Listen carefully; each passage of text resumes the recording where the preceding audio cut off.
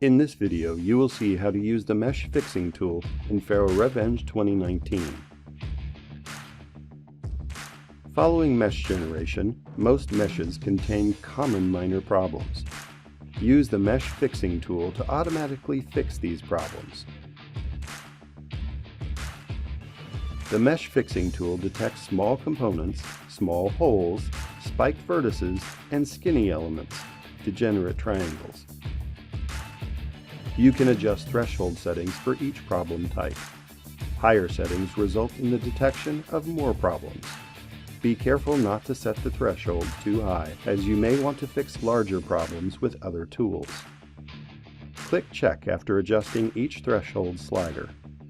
If the software detects problems based on the updated threshold criteria, the number of problems updates. Click Fix to automatically fix all selected problems.